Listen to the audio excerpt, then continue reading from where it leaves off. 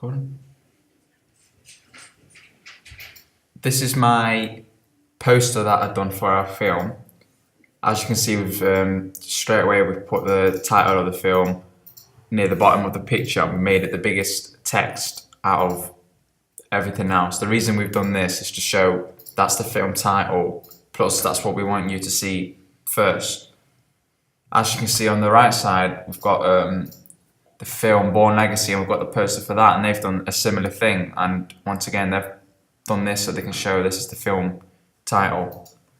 Then we have the actors' names at the bottom of the film title. You know, when you watch a film or when you've just seen a film you want to watch, you sometimes want to see who the actor is, and that could persuade you to go and watch it. So we put our three names at the bottom to show we're the main characters. They seem to have done the same thing here at the bottom with Jennifer Renner, Rachel Weisz, and Edward Norton. Once again, that's showing, it's trying to persuade you to go and watch the film. But from these two posters, one of the main features is the background that you use. On the right, they've used the main character, and they've covered a whole poster with it.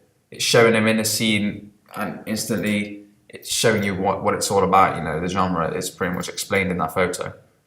We've done a similar thing with ours, as our film's to do with three people who have been wrongly accused of a murder, and for most of the film, they have to escape and they have to run away, and it is a chase, and they have to prove their innocence. So I've shown them in rough clothing, a prisoner's outfit, to show that they've escaped. Then we have the below text at the bottom, what is a very important code and convention in a magazine, in a poster. The below bits at the bottom are pretty much showing who have took part in this film, who are promoting it and so on, and who's directed it, who's casted it, and so on. What we've done that most posters don't do, though, is with the blurb bits, we put the release date of the film. Not many do it, as they'll have it somewhere else around the poster. But we've just done it here as we thought. First of all, we didn't have any space anywhere else to put it, and it would not have looked as great. So we put the release date, as the audience would like to know when the film starts, if they would like to watch it. And also, underneath the release date, there's the IMAX 3D, which is telling the audience that it's not just going to be watched normally on normal cinema. You're going to be watching it. It's going to be more intense, more realistic, more into your face.